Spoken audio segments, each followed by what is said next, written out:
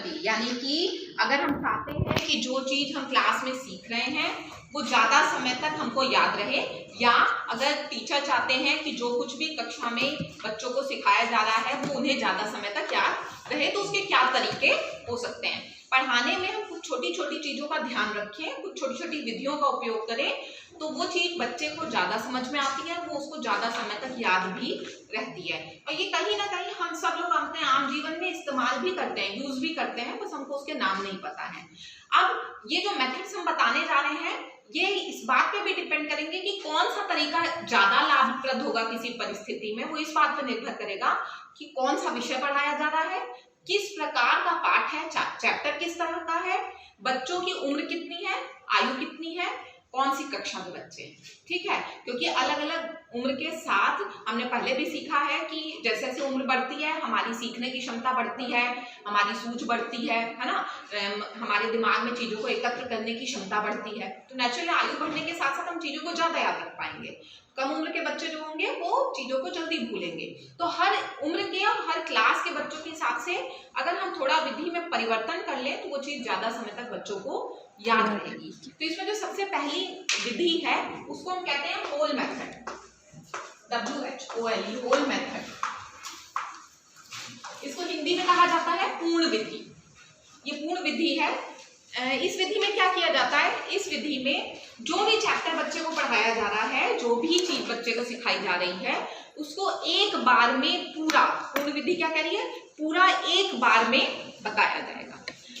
जब स्टूडेंट भी उस चीज को पढ़ेगा या याद करने की या समझने की कोशिश करेगा तो उसको पूरा पढ़ेगा, यानी वो जो चैप्टर है उसको एक बार में ही पूरा पढ़ना है और पूरा बताना है, बच्चे को समझाना है।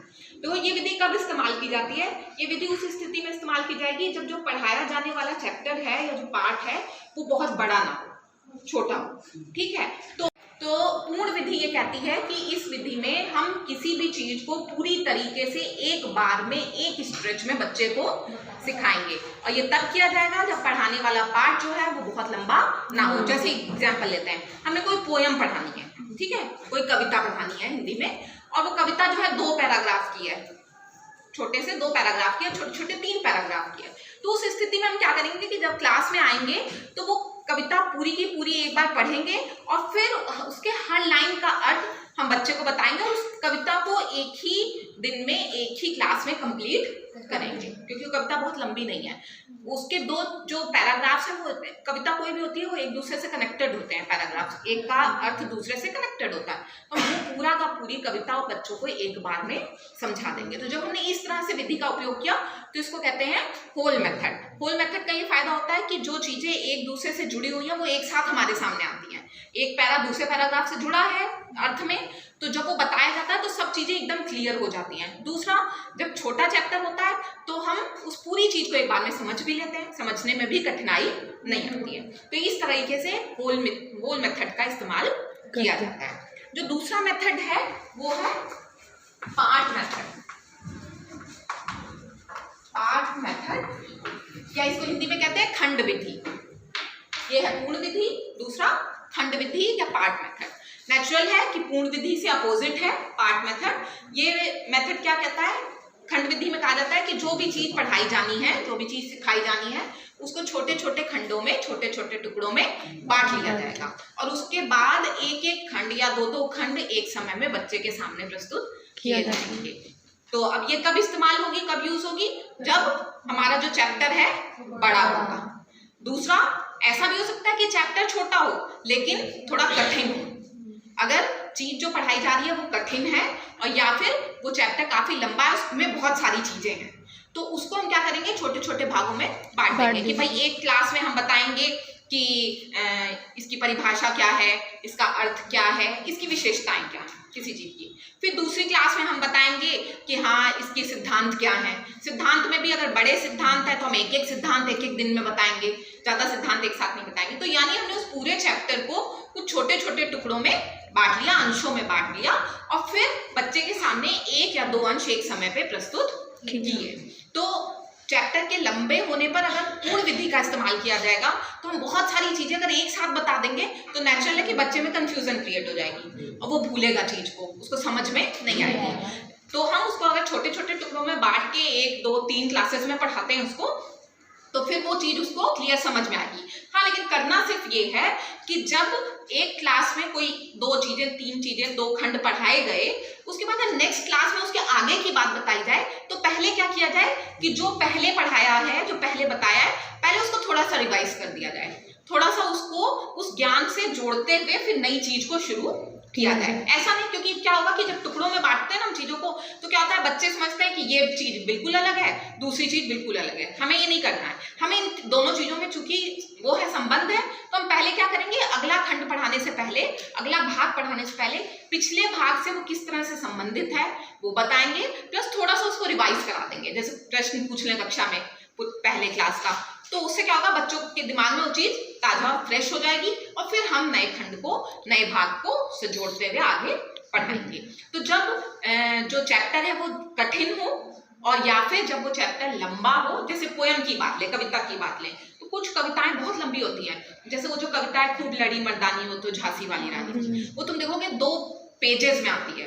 अगर बुक के ही पेजेस तुम देखो तो 2 पन्नों की वो कविता है ना। तो उसमें क्या है कि हम अगर एक बार में पूरी कविता और पूरा उसका बताएंगे तो बच्चे पिछला अर्थ भूल जाएंगे।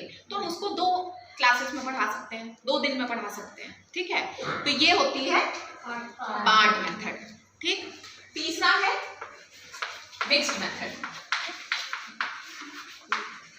मिक्स्ड मेथड, मिक्स्ड मेथड, मिश्रित विधि इसको कहते हैं। अब नेचुरल नाम से ही समझ में आ रहा है कि क्या है, ये मिश्रण है किस किस विधि का, होल मेथड का, पार्ट मेथड का, पूर्ण विधि का और खंड विधि का। यानी इस विधि में हम दोनों विधियों का इस्तेमाल करते हैं। तो अब ये कैसे किया जाएगा भाई, कैसे हम पूर्ण रूप से भी पढ़ाएंगे और कैसे हम खंड में भी पढ़ाएंगे। तो उसका ये तरीका है कि पहले हम पूर्ण विधि का उपयोग करेंगे। जैसे जो चैप्टर है, तुम देखोगे कि छोटी क्लासेस में ये यूज किया जाता है कि जब कोई चैप्टर शुरू किया जाता है तो वो पहले चैप्टर पूरा पढ़ दिया जाता है, बच्चों से भी पढ़वाया जाता है ना। होता है ना कि उस चैप्टर की रीडिंग मैम भी बताएंगी, फिर बच्चों से भी पढ़वाया जाता है। तो यानी उस चैप्टर को हमने पूरा पढ़ा, और फिर क्या होगा कि फिर जो टीचर होगा वो उस पूरे चैप्टर में क्या मुख्य बात कही जा रही है, क्या पढ़ाया जा रहा है, क्या बताया जा रहा है, उसको एक समरी के रूप में बता देगा बच्चों को कि इस चैप्टर में हमको ये पढ़ना है, ये चीज सीखनी है। फिर क्या करेंगे कि जब एक बार पूरा बता दिया, उसके बाद हम उसको छोटे टुकड़ों में बांट लेंगे। फिर आज की क्लास में हम उसके जो कुछ भाग हैं उसको एक्सप्लेन करेंगे, यानी अब हम डिटेल में जाएंगे। जब हमने उसमें पूर्ण विधि का इस्तेमाल किया तो हमने बहुत डिटेल में हम नहीं गए, बस एक बताया बच्चे को कि ये चीज ऐसे है, इस चैप्टर में हमको ऐसे ये चीजें पढ़नी है और इस तरह की चीजें हम इसमें सीखेंगे। ठीक है, और फिर उसके फिर उठाना शुरू किया एक एक भाग को, और फिर बच्चे को डिटेल में, गहराई में वो चीज बताना शुरू करेंगे। तो हमने क्या किया यहाँ पे कि होल मेथड और पार्ट मेथड दोनों का इस्तेमाल किया। तो हमको फायदा क्या मिलेगा, हमको इसका ये लाभ मिलेगा कि हमको होल मेथड का भी फायदा मिलेगा और हमको पार्ट मेथड का भी फायदा मिलेगा। जब बच्चे को होल मेथड से हम पूरे चैप्टर की समरी बता देंगे, बच्चे उसको अच्छे से पढ़ लेंगे, तो एक कंसेप्ट हो जाएगा कि हाँ भाई हमको इसमें ये सीखना है और कुल कितनी चीजें सीखनी है। और फिर हम उसके छोटे टुकड़ों में उसको बताएंगे तो उसका जो गहरा ज्ञान है, जो उसकी डिटेल्स हैं, वो भी बच्चे को पता चल जाएंगी। तो फिर बच्चे को वो चीज ज्यादा समय तक याद रहेगी। ठीक है, क्लियर है। तो ये 2 मेथड और एक ये इनका एक मेथड जो है इसका मिक्स है। ठीक है, नेक्स्ट जो मेथड है वो है स्पेस्ड मेथड। स्पेस्ड मेथड, इसको हिंदी में कहते हैं अंतरयुक्त विधि। अंतरयुक्त विधि, स्पेस्ड मेथड। ये मेथड क्या कहता है कि जो चीजें पढ़ाई जा रही हैं उसमें टाइम का गैप डाला जाए, टाइम गैपिंग की बात करता है। यहाँ अंतर जो है वो किस चीज का है, समय का, थोड़ा ब्रेक देने की बात हो रही है। अच्छा ये देखो, यानी कि जो चीज हम पढ़ा रहे हैं, थोड़ा पढ़ाया, उसके बाद थोड़ा सा ब्रेक दे दिया। अब वो ब्रेक कितना होगा ये निर्भर करेगा कि बच्चे कितने बड़े हैं, जो तुम पढ़ा रहे हो वो कैसा विषय है। हो सकता है कि ब्रेक का मतलब हो कि आज आधा और कल आधा, ये भी हो सकता है। और ये भी हो सकता है कि अभी पढ़ाया, 1 घंटे का ब्रेक दिया, उसके बाद फिर से बैठे पढ़ने। ठीक है, तो ये ब्रेक कितना होगा, वो 1 मिनट से लेके 24 घंटे तक कुछ भी हो सकता है। वो निर्भर करेगा कि आपका चैप्टर कैसा है, आपके बच्चे किस तरह के हैं। तो उससे क्या होगा कि ये ब्रेक देने का फायदा क्या होता है कि अगर हम कोई चीज बहुत ज्यादा देर तक करें ना, सीखें, तो तुम देखोगे कि मानसिक थकान होने लगती है, थकने लगता है इंसान, है ना। और क्या होता है कि जैसे जैसे समय बीतता है हमें वो चीज़ समझ आनी बंद हो जाती है। जब मानसिक थकान बढ़ती है, किसी काम को बहुत देर तक कर लो तो लगता है ना कि थक गए, भले शारीरिक रूप से ना थके हो, मानसिक रूप से थक जाते हैं, और फिर तब भी हमको जबरदस्ती अगर वो काम करना पड़े तो फिर वो काम हमसे ठीक से नहीं होता है। तो ये मेथड ये कहता है कि थोड़ा सा ब्रेक दे देने से बच्चे का जो मानसिक बोझ है या जो उसको मानसिक थकान है वो खत्म हो जाएगी, और फिर उसको फिर से बताएंगे तो फिर वो चीज़ उसको आगे समझ में आएगी। इसीलिए अगर स्कूल्स का वो देखो, टाइम टेबल देखो, तो अगर किसी दिन किसी विषय की 2 क्लासेस चलनी हो, जैसे मैथ्स की मान लो, मैथ्स की 2 क्लासेस, 2 पीरियड चलने हैं, तो तुम देखोगे कि वो 2 पीरियड इकट्ठे नहीं चलाए जाते हैं। एक रेसेस से पहले चला दिया जाता है और एक रेसेस के बाद चलाया जाता है, होता है। और रेसेस के बाद का भी ना अगर हो तो अगर एक पीरियड अभी चला, फिर एक पीरियड किसी दूसरे ऐसे सब्जेक्ट का चलाया जाएगा जो थोड़ा सा लाइट हो, है ना, जैसे हिंदी का चला दिया गया, या कोई पोट्री की क्लास हो गई, या गेम्स का क्लास हो गई, उसके बाद फिर मैथ्स की अगली क्लास रखी जाती है। वो इसीलिए की जाती है कि ये जो स्पेस डाल दिया गया, थोड़ा सा टाइम ब्रेक डाल दिया गया, उससे बच्चे का दिमाग जो है वो फ्रेश हो जाता है। तो यही कठिन चीज पढ़ाते समय स्पेस मेथड का भी यूज कर सकते हैं, थोड़ा सा समय का गैप डाल सकते हैं, ठीक। नेक्स्ट है, इसी का उल्टा है अनस्पेस्ड मेथड। इसको हिंदी में कहते हैं अंतरहीन विधि। वो अंतरयुक्त है स्पेस्ड मेथड, ये है अंतरहीन विधि। उल्टा है इसका, यानी पढ़ाते समय हमें समय का गैप नहीं देना है। जो चीज पढ़ाई जा रही है वो एक समय पर ही बैठ के पूरी तरीके से बताई जाएगी, और ये तब होगा जैसे हमने अभी कहा कि जो चीज है वो इंटरलिंक्ड है। अगर उसमें गैप कर दोगे तो पुरानी चीज और नई चीज में बच्चा संबंध स्थापित नहीं कर पाएगा। तो अगर कोई चीज छोटी है, इम्पोर्टेंट है ज्यादा, तो फिर उसमें हम स्पेस नहीं डालेंगे, उस चीज को हम इकट्ठे ही बताएंगे, ठीक है। तो जब टाइम गैप नहीं दिया जाता है किसी चीज को पढ़ाने में तो उसको हम अनस्पेस्ड मेथड कहते हैं, और ये उस समय इस्तेमाल की जानी चाहिए जब बताई जाने वाली चीज है उसमें गैप डालने से बच्चे के लिए ये हो सकता है कि वो उस चीज को भूल जाए, और ना भी भूले तो हो सकता है कि वो फिर दोनों चीजों के बीच में संबंध स्थापित न कर पाए, ठीक है। तो फिर हम अनस्पेस्ड मेथड का इस्तेमाल करेंगे, ठीक। नेक्स्ट है एक्टिविटी मेथड।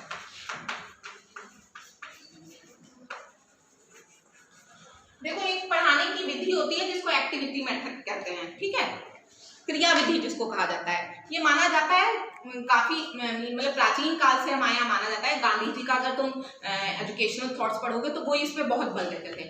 वो कहते हैं करके सीखना, यानी जब हम खुद करते हैं तो बेहतर सीखते हैं, और जब बेहतर सीखेंगे तो वो चीज हमको ज्यादा समय तक याद रहेगी। नेचुरल सी बात है, जो चीज हमको अच्छे से समझ में आ जाती है वो हमको जल्दी, हम उसको जल्दी नहीं भूलते हैं। जो चीज हमको अच्छे से समझ नहीं आती है वो हम जल्दी भूलते हैं। तो एक्टिविटी मेथड जो है पढ़ाने की एक विधि है।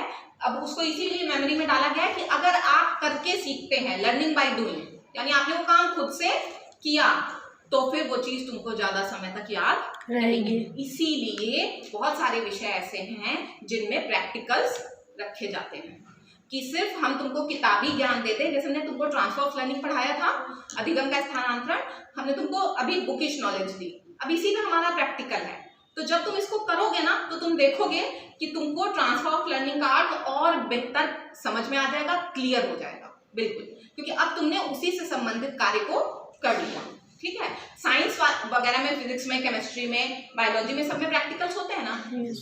इवन सोशल साइंसेस में भी, ज्योग्राफी में, होम साइंस में, मनोविज्ञान में, सब में प्रैक्टिकल्स रखे जाते हैं। वो इसीलिए रखे जाते हैं कि बच्चा जो है वो जो सीख रहा है, जो किताबी ज्ञान प्राप्त कर रहा है, उसके साथ वो प्रैक्टिकल नॉलेज भी, यानी खुद करके भी देखे। और जब हम उस काम को खुद करते हैं तो हमको समझ आता है, चीजें क्लियर होती हैं, कहाँ हम ठीक से नहीं समझे ये भी पता चलता है, और नेचुरली वो चीज हमको ज्यादा समय तक याद रहती है। तो अगर किसी चीज को ज्यादा समय तक याद रखना चाहते हो तो करें, करके सीखें, ठीक। नेक्स्ट है ऑब्जर्वेशन मेथड। ऑब्जर्वेशन मेथड, इसको हिंदी में कहते हैं निरीक्षण विधि। ये भी एक टीचिंग मेथड है, ये भी एक शिक्षण विधि है। Observation method. ऑब्जर्वेशन का मतलब होता है निरीक्षण करना। निरीक्षण करने का अर्थ होता है, शाब्दिक अर्थ होता है ध्यान पूर्वक देखना, यानी किसी चीज को हम बहुत ध्यान से देखें। हम लोगों ने मेथड्स में पढ़ा भी है इसको एजुकेशनल साइकोलॉजी के। तो ऑब्जर्वेशन मेथड ये कहता है कि कुछ चीजें जो दिखाई जा सकती हैं उनको दिखाएं, बच्चा उसको ऑब्जर्व करें। इसीलिए देखो फील्ड ट्रिप्स जो शुरू हुए वो इसी मेथड के कारण शुरू हुए, है ना। तुम देखोगे कि हिस्ट्री के स्टूडेंट्स को, ज्योग्राफी के स्टूडेंट्स को, बायो के स्टूडेंट्स को ले जाया जाता है और दिखाई जाती है। जैसे हिस्ट्री के बच्चों को ले जाया जाएगा जहाँ पे खुदाई हुई हो, जहाँ पुरानी सभ्यताओं का कुछ अवशेष मिले हों, म्यूजियम्स लेके जाया जाता है ना। वो इसीलिए होता है कि बच्चा उस चीज को खुद से, एक किताब में हमने किसी चीज के चित्र को देखा और एक प्रत्यक्ष रूप से उसको देखना। किताब में पौधे की तस्वीर बनी है और आप बच्चे को सिखाते हैं ये तना है, ये पत्ती है, ये जड़ है, लेकिन जब बच्चा असल में एक पौधा देखता है तो उसको हर चीज की डिटेल क्लियर समझ में आती है, क्योंकि पत्तियों के शेप कई तरह के हो सकते हैं, कलर कई तरह के हो सकते हैं, तने कई तरह के हो सकते हैं, फूल कई तरह के हो सकते हैं। तो वो जब देखता है तो चीजों की समानता और चीजों के अंतर को समझता है।